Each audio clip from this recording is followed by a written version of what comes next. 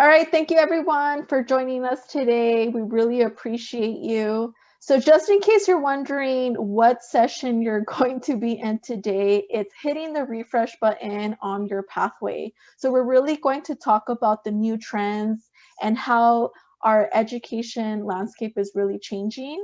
But with that said, I do want to point out that we are recording this session and it will be archived. So please note that. You can choose whether or not you want to be on camera, but just wanted to note that. With that said, I also want to go over our digital community guidelines. If you have not been on Zoom before, and I know we've been using Zoom for quite a while now, there is a raise hand feature that you can access through your toolbar. Usually it's in the bottom. Go to participants, and then you can raise your hand if you have a question or comment to share at any point. Also, I would like to think that most of our educators and students are even more comfortable with the chat box. So if you have any relevant thoughts or comments, please feel free to do so throughout this session. And we just ask for a collaborative environment. We really just encourage questions and thoughts, and we really would just want to be a support system for one another during this time. And you know, I definitely want to get us started, and you're probably thinking like, who is talking to me right now? I'll go ahead and introduce myself first, and then I'll definitely want my co-pilot to introduce herself as well. But my name is Denise Hoved. I am the Senior Manager of Programs with the TGR Foundation. I primarily work with our career and college access programming for high school youth and college age youth as well. So thank you so much for joining us. And a little bit about myself that I love to share is that I really identify as a first-gen Latina woman that is really, really passionate about helping students in their pursuit to higher education or whatever pathway they decide on. So I like to share that in case there's anyone that just wants to reach out or just wants to ask, you know, any questions. But Diana, I'm going to go ahead and hand it over to you. Thank you, Denise. So hello, everyone. My name is Diana Rodriguez. I'm from KIPP SoCal, and I am our college match manager there for our KIPP through college program. So we support our students in 9th through 12th grade. I'm so happy to be here. A little bit about myself as well is that I'm a first generation college student, the first one in my family to go to college. And I'm just really passionate about like supporting students and making sure that they have the different options and that they know what's out there. And so I'm really glad to be able to like talk a little bit more today about some different paths that they can take in the future. And Diana, just to like pre-warn everyone, I make really bad jokes. So hopefully you laugh with us in the background. These pictures right here, this is obviously pre-pandemic. So I just had to put it out there, but thank you so much. And Diana, thanks. I'm so excited for the information you're about to share with us. Perfect. Thank you. So one of the big questions is, why are we here today, right? That's one of the big ones. And we want to really take a step back to acknowledge the obvious. The pandemic has happened and we have all experienced it in one shape or another, and it has caused so many shifts in plans overall. And we keep seeing it that students' needs are not being met necessarily in terms of what they want to do after high school. So because of the pandemic, because of, you know, different things that has caused, you know, that keeps changing our landscape, in particular our college and career landscape. So we need to acknowledge what's out there and really focus on like what students are telling us. And what students are telling us is that their family circumstances have changed. They're constantly balancing multiple roles. So many of our students find themselves like playing the part of a caregiver, or they are expected to work and contribute to their household now. We realize that time is money. So some students may not be able to pursue a traditional bachelor's degree and they need to pursue something else, right? So students, you're not alone. We hear you in these different needs. and these different things that are happening. And as I mentioned, because of the college and career landscape shifting too, we see that the workforce is shifting. Today we're gathered here through Zoom, which is great in a sense that it's so accessible to so many people as opposed to meeting in one place at one particular time. So we keep seeing that technology is going to play a big part in the future. Something else to acknowledge is that linear pathways are not like what they used to be. I think before we always thought of like, if you go to college, you need to pursue this 4-year bachelor's degree and then you'll have the career that you love. And that's shifting, you know, now it looks a little different. So we also have to take that step back and look at that a little bit more. And I think now because of the pandemic, like there's a lot more stuff out there in terms of virtual webinars, and it's just easier to acquire new skills in a virtual space than it was before. So that's also like another big thing that's coming up. Like technology is here to stay. It's going to keep driving a lot of like careers that are going to be coming up and a lot of shifts. So I'm really excited again to continue to like expand our knowledge a little bit more in what is shifting in our world. And then to provide a little more context, I did want to spend some time in reviewing this study. So this study was done on the class of 2020 during May of last year. And so the Junior Achievement Organization and PMI Educational Foundation, they partnered together to survey 1,000 teens during their senior year of high school. And they wanted to see if COVID-19 would influence students' plans after high school. So what they found is that almost half, or about 49% of the students that they surveyed said yes, their high school plans changed after high school. So this kind of brings into question like, well, what shifted besides, you know, these feelings? So what we're seeing a lot is that students' plans are shifting because of finances, because of overall feelings about going to college. And to break it down a little bit more, as you can see here, is that like one of the things I want to highlight is like the first little bar graph at the top. So we see that 35% of students, like it changed their living situation. So perhaps last year we saw more students, they were deciding not to leave out of state, as you know, maybe earlier in the year they had planned on that, or they're deciding to stay home or closer to home for many reasons, right? Also, we see about 27% or a third of the students deciding to want to work instead of going to college. And this again is due to families relying more on household members to contribute, right? So students may feel that pressure, like I need to contribute as opposed to going to college. On the other hand, we also see about 9% of students that they did decide to attend college due to the pandemic for accessibility or some different reasons. However, there's still concerns with those students about like classes and what dorm life would be like once they did go back to school. So there's still lots of uncertainty. And I think a year later, we can still attest that many of these factors are still relevant and they're still impacting our students. So again, it's important to like take that step back to see what other options there are or how can we better support our students in terms of like, okay, these are your needs, these are what you're saying, and how can we like support you with whatever it is that you need.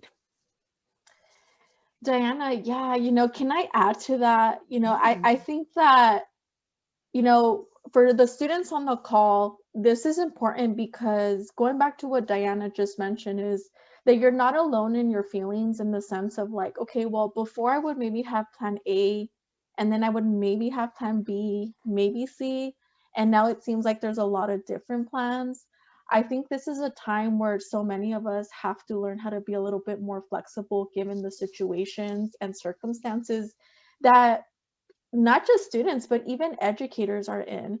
And I would say from an educator perspective, I think I emailed this to Diana earlier, you know, like some students will look at us like we're the experts, but I would like to consider myself a learner. Like I'm actually learning with you as well, like when new opportunities are being offered. And that's what we're hoping that today will kind of like, open your eyes to the different options based on your circumstances and your situations. Because to think that education is a one size fits all for all students, I think that's a mindset that I feel like we need to kind of like put away and really think about it with the new lens and with the new hat. So yeah, thanks Diana for pointing those things out.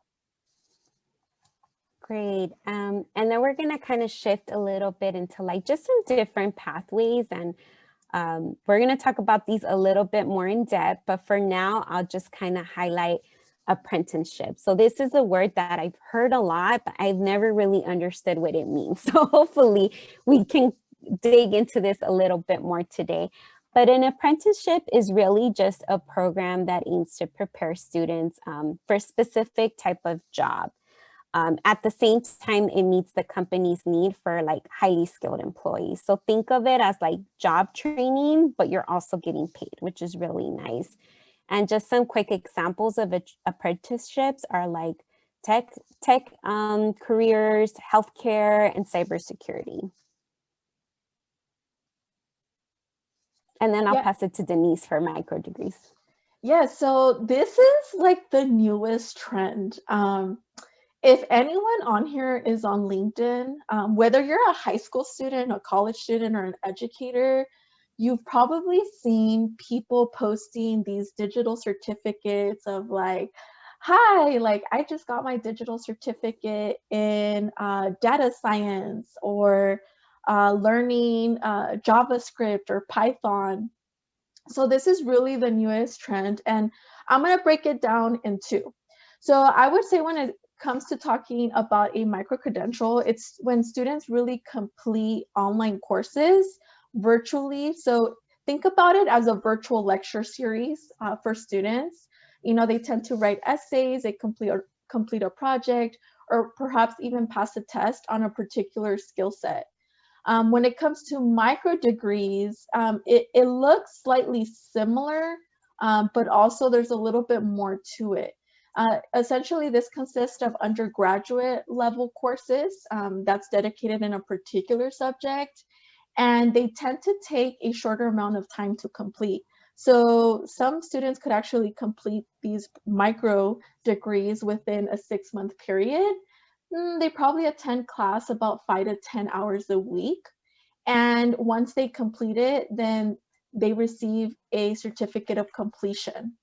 To give you a little bit more perspective, when it comes to micro certifications, most folks kind of mention or talk about this as stacking skills. And it's really the newest trend, especially for careers in tech and the sciences. And we're definitely going to provide more resources of ways on how you can better explore these options.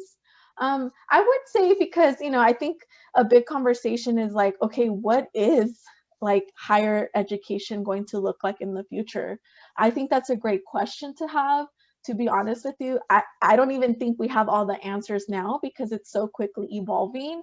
When I think of a micro degree, I really think about it as a stepping stone to perhaps a career in tech or science. And who knows, perhaps, in the future, whether it's the humanities or the social sciences, it might start streamlining this way. But yeah, we'll definitely give you guys some resources in just a bit. And Diana, feel free to take it away with the next one.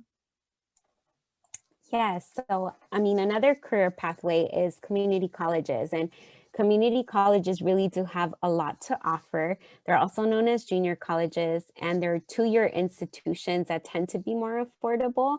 And students can go ahead and eventually go to community college and then transfer to a four-year college and earn a degree.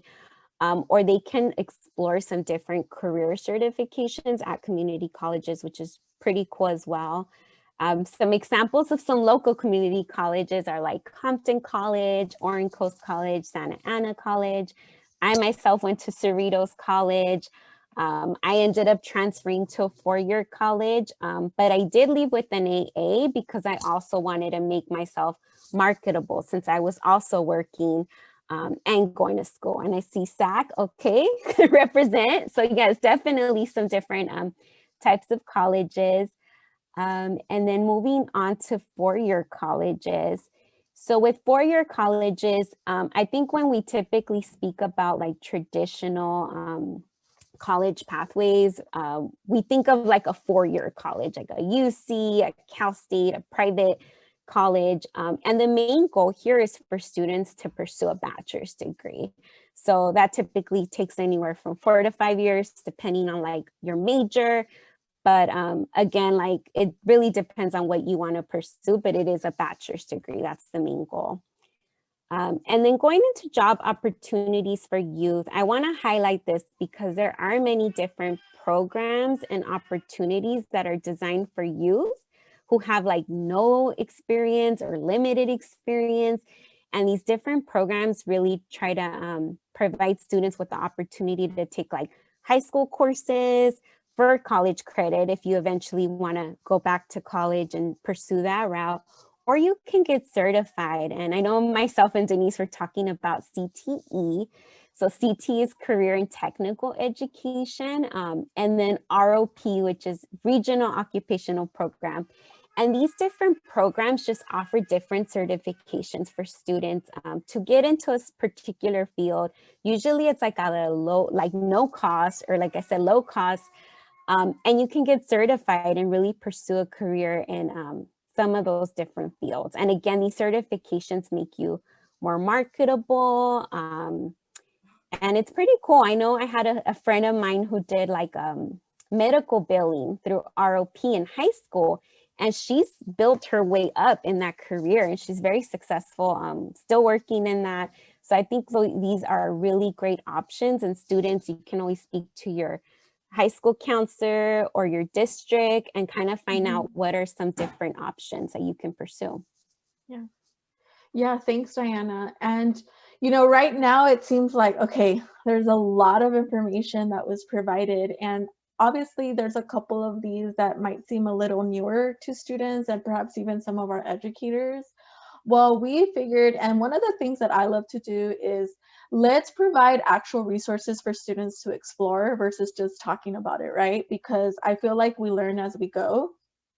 And with that said, I definitely want to highlight, so Diana was talking about apprenticeships. And I'm pretty sure the number one question is like, how could I either guide a student to look for one, or how can I even start looking for one? So there's apprenticeship.gov, and this particular website actually has a whole section where students can look for apprenticeships according to their zip code and career field. And going back to some examples that maybe Diana also mentioned earlier is, you know, whether you want to be a phlebotomist, maybe you're considering a field in, you know, in the electrical field, maybe you want to be a software engineer. So those are things where you can actually explore on this website, check out to see if there's any apprenticeships available. And to be honest with you, like what better way to like, you know, work and learn and really understand the concept of what that job may entail. I mean, I can't speak for everyone, but I know that the opportunities that I had when I was either in high school or college, I started working at a very young age. And I know those experiences really helped build not just my power skills, but just gave me an understanding of like what direction I wanted to go. And then for our students on the call, and Diana, feel free to chime in on this one.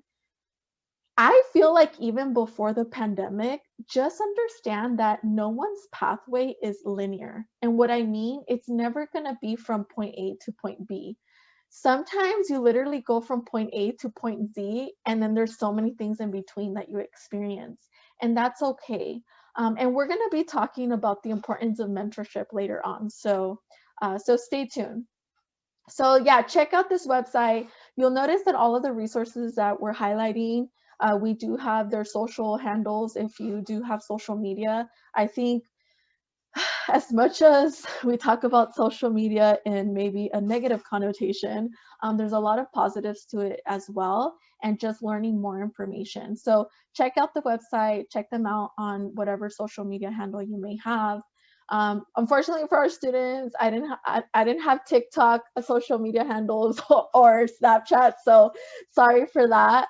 But yeah, let's move on to this next one. So this is Digital Promise, and Digital Promise is another awesome website where students could really explore a little bit more about micro-credentials and seeing ways where they could actually learn online and stack those skills. Again, you'll hear that term a lot. So this is actually a nonprofit organization, and its mission is to really accelerate innovation and education to improve opportunities to learn. But with that said, there's a lot of free content on here, and the same, not just for students, but the same goes for educators. For our educators, I know a lot of you might be, attending a lot of professional development on your own time and really trying to better prepare yourself in like, how can I better advise a student in a different pathway that I might not be as familiar in? And that's where, Digital Promise really chimes in and provides a lot of great content and information. And again, a lot of awesome, free certification programs. I will say, and I will note that there are some certification programs that are available at a cost, but a lot of them tend to be at a lower cost. And I just wanted to put that out there. And then the next one I wanted to kind of talk about, and I actually did add another resource as well, so this is edX, and I'm not sure how familiar you are with this platform, but they started a few years ago. I want to say back, and don't quote me on this one, but I want to say almost about a decade ago. And, it was a really innovative platform that Harvard and MIT actually created with other partner colleges and universities. They have about over 2,000 free online courses from various institutions. I want to say about 100 plus institutions worldwide. And again, going back to stacking skills or looking into micro-credentialing, this is another huge platform that a lot of students and educators may use. And some of the courses are also available at no cost. So I just wanted to highlight that because there are some courses that do have fees, but even then, if you really compare them to like your traditional, like, for your institution, or even comparing them to some of our local colleges, they're really, really trying to work with folks, especially those that might be unemployed right now, or just, opportunity might be a little bit more limited. They're really trying to make tools a little bit more accessible. Also, I wanted to highlight a little something is that they actually have courses for high school students as well that students can take, and it's specifically for high school students. So for the students where you're thinking like, okay, so should I just go the quote unquote easy route and just stack these skills? I think it takes more than that, which is why we really want you to listen into this whole session today and really think through like, okay, what are my circumstances? What are my needs? And what is financially feasible in my situation? The same way that students think about that traditional four-year university, I think you need to approach all types of pathways the same way. And with that said, I also wanted to highlight something is that, for example, like edX for high school students, UC Berkeley actually offers a free online course on how to write an essay. So, and students can get a certification of completion on this as well. So educators, same thing. You could actually use some of these courses and embed it in your own curriculum as well. So something I actually added onto this session, and I was actually talking to one of my students who's actually, I want to say he's a fourth year in college now. He's into the realm of computer science, and he actually mentioned to me how he uses this particular website where he stacks his skills, and he's been doing like the micro-credentialing to add on to his resume. So once he like graduates college, like he's going to be good to go. and it's Coursera. So this platform was actually started by IBM, Stanford, and I believe Duke. And essentially, this is really learning in-demand skills. So it's, it's a bit similar to edX with the whole micro-credentialing piece of it. And I would say edX has that option of like the micro bachelors or the micro degrees that I had mentioned earlier, that you might want to look at. And I would say that the topics or the subjects or pathways that are most common through these two websites are data science, design, project management, and digital marketing. Of course, as education is evolving, I'm pretty sure that the humanities, arts, and social sciences will start jumping on that bandwagon pretty soon. The cool thing is that some of the courses offered for high school students here, again, they're pretty much either free or at a very, very low cost. And various institutions like UPenn, Princeton, and even UC Santa Cruz offer courses through this particular website. You can see right here that these are just some sample courses. I would say, and I would encourage, especially for high school students, if there's a class that's not offered at your high school and you're just really curious or interested in this particular subject or topic, again, like what better way than to find this resource, to look into this resource, get this like micro credential and stack those skills so you could actually build that academic resume for whatever pathway you end up deciding on. Because there's no better way than just to like figure out how can I learn new innovative ways to put myself out there. And one thing that I do want to touch on, and maybe towards the very end, because I just realized like we don't even have a slide on this, Diana, but I think it's really understanding how students, high school students in particular, and even college students are having to develop their own personal brand and what their presence is like on social media and online. So we'll talk about that a little later. And I think that could be a workshop on its own, Denise. Yes. I think we talked a lot about how that is the big thing now, just developing your social brand, which I will talk a little bit about later. But yeah, I think that could be its own workshop in the future as well. Yes, for sure. Okay, let's take notes, y'all. We'll make that a future session as well. Another website that we wanted to highlight, especially for those students that are thinking of like going to a four-year university, even a community college. I know that usually some of the awesome resources that are usually highlighted are like Check or College Greenlight, which I know have not partnered with CAPEX. But one that I really, really enjoy is Get Schooled. They have a lot of great resources in getting students prepared for their application process.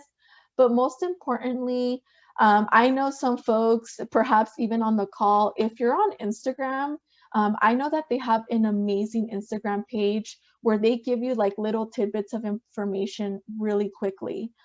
So again, check this out, see where you're at, like what stage or where you're at in your pathway.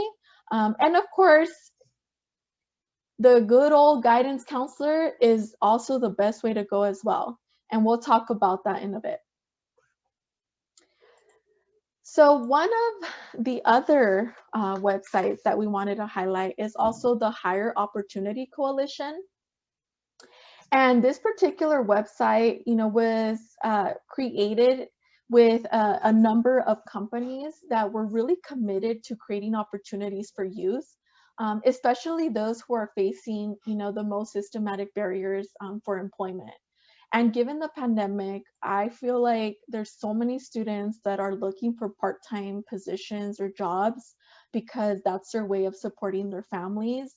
I think this is why we were really understanding that for some students, although like, higher ed is like, the way we're wanting for all students to have this knowledge and this opportunity, we understand circumstances. And this is why we thought it was important for you to see that if this is a pathway of like trying to learn and build your skills through different jobs and finding part-time jobs, then we wanted to provide that opportunity. But anyhow, what we wanted to highlight here was if you actually go to the youth section and explore this particular website, they will actually provide you with job opportunities offered locally or within your state. I believe if you put your zip code, it'll give you a list of companies that will have opportunities within your area. Some other examples that are starting to do something similar, where you can find job opportunities, especially part-time opportunities, are like idealist.org and monster.com. So again, just keep those in mind. I know it's a lot of information. If you joined us late, please know that this is all being recorded and we're going to be sharing all of this information afterwards. All of the links will be live on this PowerPoint slide, which we'll share in a follow-up email.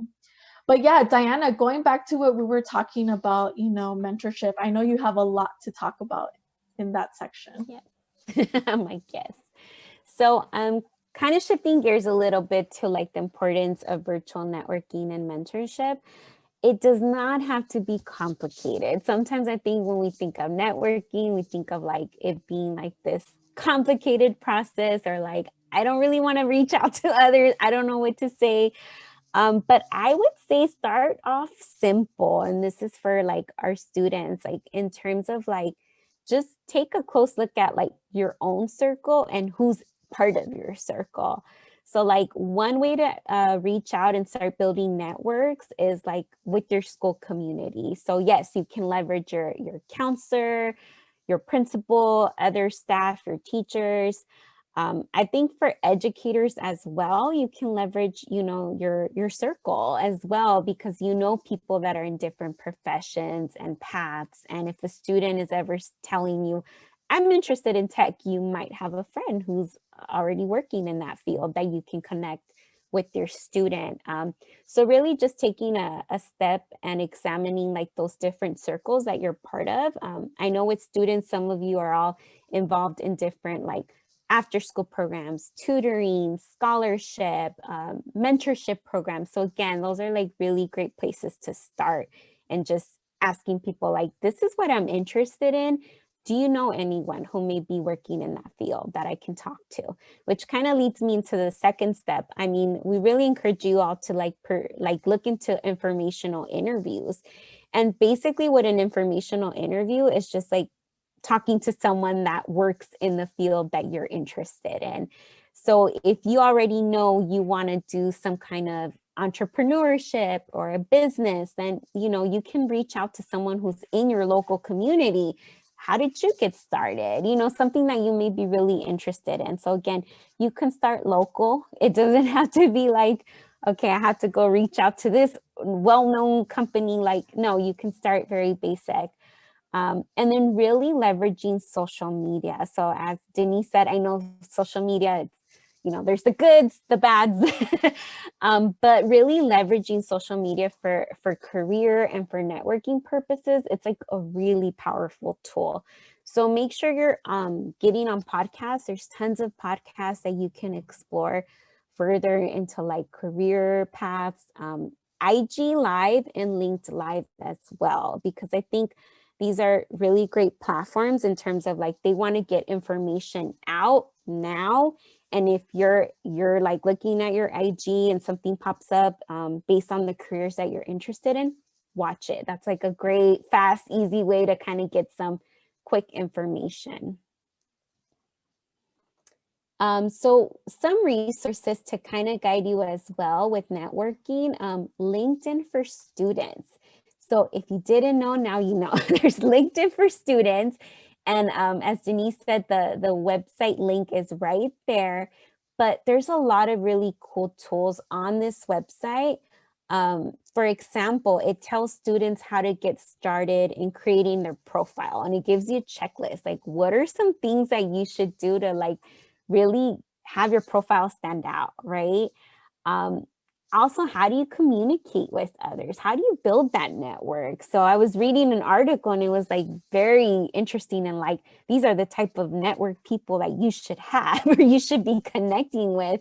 And it's like, you know, someone that's very knowledgeable in the field, someone that's really easy to talk to. So it just provides a wealth of resources that you can really connect. And again, they have a section on like personal brand. So as Denise was talking about, like, how can you make yourself stand out, be marketable in the career or the field that you're really interested in?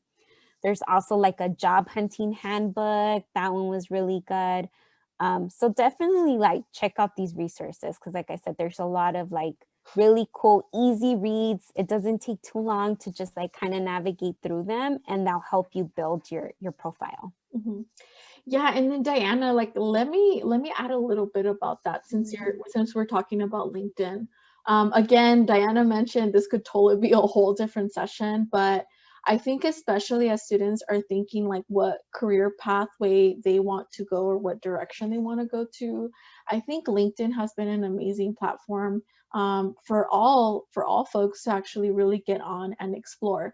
I would say from an educator's perspective, I know for myself, I have been able to kind of really reach out to other people that might be in my shoes, or they might be in a whole completely different field, and give me an understanding and perspective. For example, I'll be super super straight up, and my students know how I am. I actually reached out to a software engineer and from an organization, and they actually introduced me to a different tool to tell me a little bit more about, like, okay, so FYI, education, like that 4-year traditional route, is really changing, especially for careers in tech. um, you know, it's getting really difficult to keep up with the demand for software engineers, for data scientists, and in the computer sciences. So they're really trying to find ways, again, going back to that whole like micro degrees, micro credentialing, and really trying to best prepare our students, or even young adults, or even adults looking for career changes, to go in that pathway. So LinkedIn is very powerful. And for our students, I would say if you're, whether you're a high school junior or a high school senior right now, I think this is something you should look into, because it's also a way, if you are considering applying to a 4-year university or a 4-year college, and you're hoping to find someone that's within the student body and asking them questions of like, what is your experience at your college institution? That's also a good way to go about it. So just some thoughts that I just needed to share. And yeah, Diana, I will definitely throw it back to you. Thank you for sharing, Denise. Yeah, I think it's very helpful. And I also saw Betsy's comment. Yes, it's not just for adult professionals, it's for students as well. So definitely leverage those resources. Another platform I want to speak about is Npris. So Npris is a really cool platform, and this is also for educators and students, and it exposes you all to some different careers, and you also have access to a network of professionals in different industries. So I think with Npris, it's very interactive in terms that you can do a lot of things. And one thing I want to note is that it is a free account. So students can go ahead, create a free account, and they can have like chats with different professionals in different industries, like one-on-one chats, which is really nice. There's also like different Q&A sessions, virtual tours. To give you a little more insight, like some examples can be, you can speak to a storyteller live, right? And we never think of like, oh, that's a very unique experience to have, to speak to someone who writes books or who tells different stories in different ways. And also there's like really cool interactive modules and lessons based again on area of interest. So it is a very interactive platform that I would recommend. And then I'm going to move on to our tools and resources for self-discovery. So I think one of the other messages we really want to send out is like, the more you interact with some different tools, like the better the easier it is gonna be to really discover like what you're passionate about. I know we all don't know, especially in high school, like, well, what do I like to do? Or I kind of like this, but I also kind of like that. So definitely, we also want to provide some different tools and just some different websites to check out to help you on this path to self-discovery. So one of the tools that I want to talk a little bit about is Find Your Grind. So this is also a learning platform that prepares the next generation for the future of work. So it is a startup organization, but it is pretty cool because students can take an assessment based on the type of lifestyle they want. So it's a little different than what we're traditionally like used to taking a career assessment. But students can say like, I want to live this kind of lifestyle, and like what kind of education, what kind of tools, what kind of skills do I need to really get there? So this is a website that kind of guides you through that. And they'll make recommendations on skills that the student should really like build on to, again, like I said, eventually lead that kind of lifestyle. And also what's unique about this website is that students also have the opportunity to connect with different mentors. So again, you can go ahead and once you create an account, you can go ahead and like connect with different mentors, ask questions, see what types of skills are available in there. And it's also free, so I want to mention that. And then the other tool or the other resource I wanted to highlight is Career Karma. So Career Karma, this website is really focused on those that are interested in the tech field. So that means coding, design, cybersecurity, any of those specific fields, or you might click on I don't know and kind of explore a little bit about those. And I think I saw a chat about boot camp. So this is another great way to look into like some different coding or tech boot camps. So you could put in like, okay, I'm interested in a design boot camp, and some different things will pop up. And then it just depends on like what it is that you want, that you can go ahead and sign up for that. And again, the goal of this website is that there are also like peers, mentors that can support students with whatever path it is that they want to take in a particular field of tech. I also want to quickly highlight there are like discussion boards, so you can learn a little bit more about each area or each field, question and answer session. And yeah, like I think those are some of the main highlights, but I would definitely like pass this on to your students or anyone else you know that is interested in tech. But I don't know if you want to add a little bit more, Denise, as well.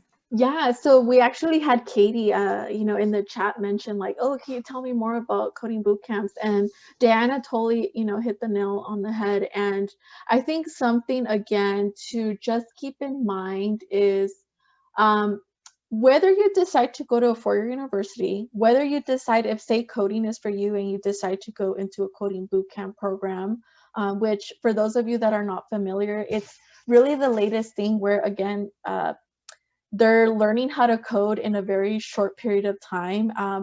From what I've heard from experiences, it's very, very intense because they're learning literally so much in a short period and a short time frame.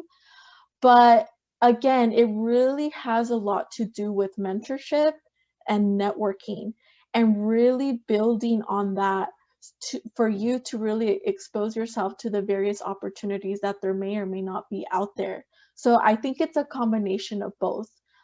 In whatever pathway you decide is really getting to know folks, whether it's that info session or informational interview that you want to do.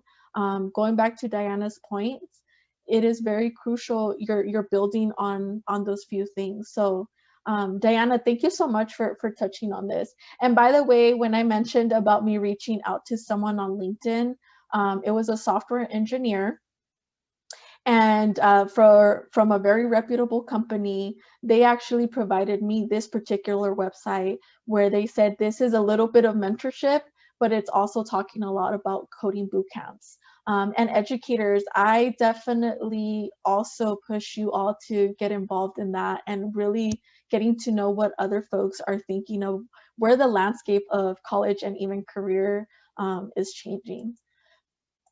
So Diana, thank you so much. So much great information you just shared. I'm like, let's take it all in. Good thing we have a recording of this, so in case y'all are like, okay, Diana and Denise talk way too fast.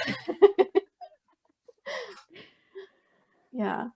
So here, I'm going to talk quickly about TGR, EDU Explore.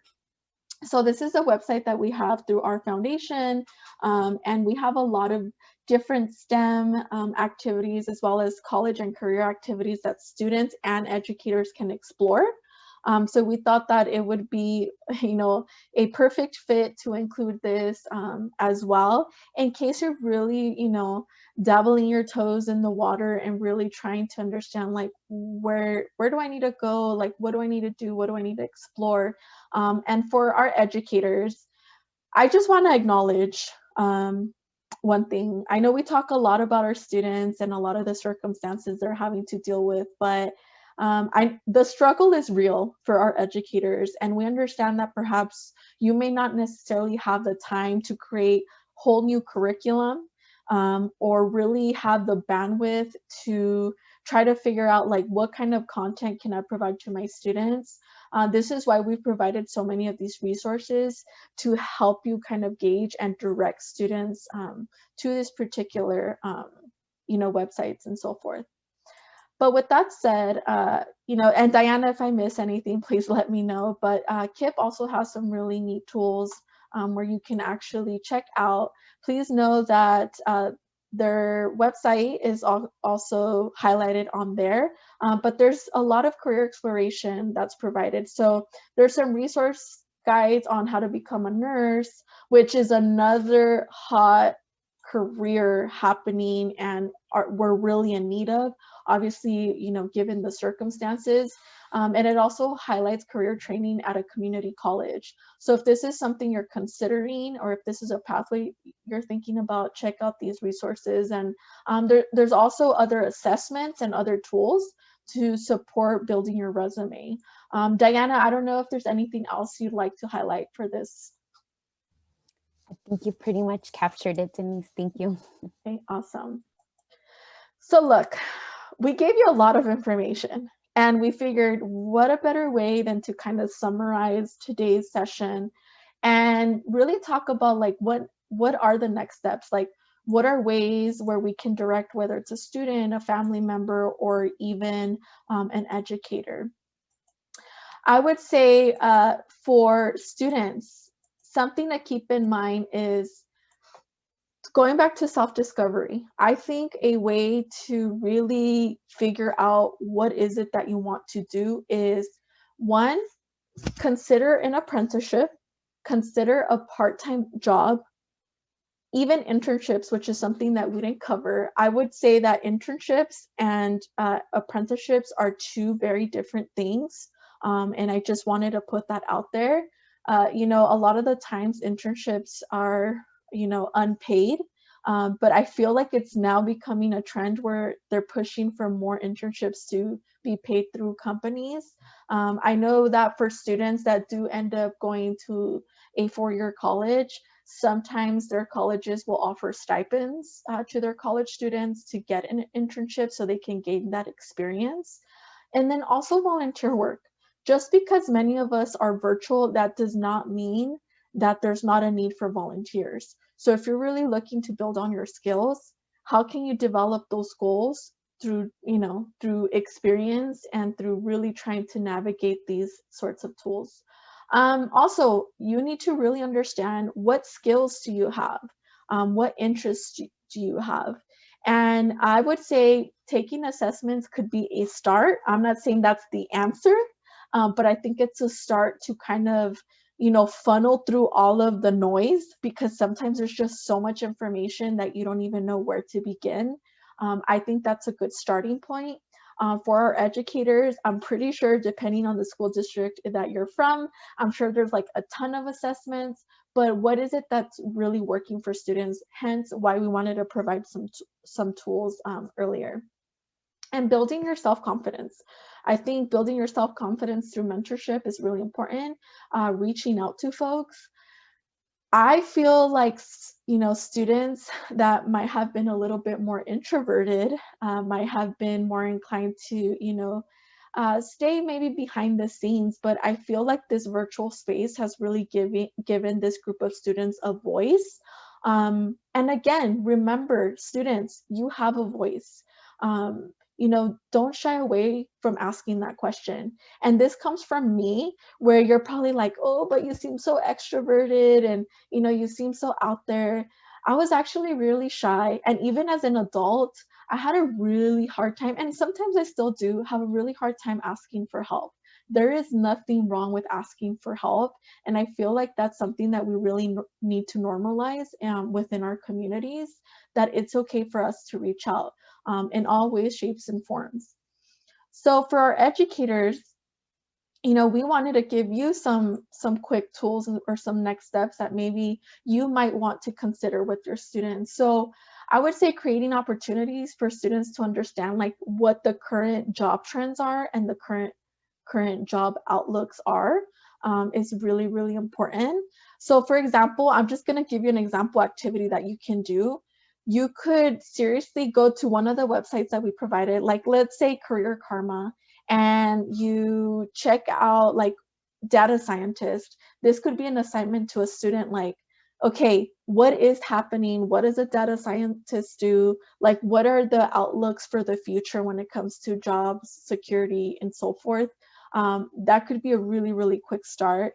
Also, developing a multi-directional pathway plan. You're probably like right now, because you're not on camera, you're probably rolling your eyes so far back, like, okay, like we already have enough to do. Now we're, doing so many multi-directional things. Well, here's the thing. I would say as an educator, we have to be as flexible as possible when it comes to plan A, B, C, D, E, F, G. And again, I don't think there's any linear pathways, as of right now. I think those are going to continue to evolve. And then again, I would say that something that's really important, and maybe this has nothing to do right now with the pathway, but I would say seeking out your community network and educating our youth on financial literacy. I'm not talking about financial aid, I'm talking financial literacy. What I mean by that is, does our youth understand how to create a budget? Does our youth know what loans even mean? What an interest rate means? Like what could they understand?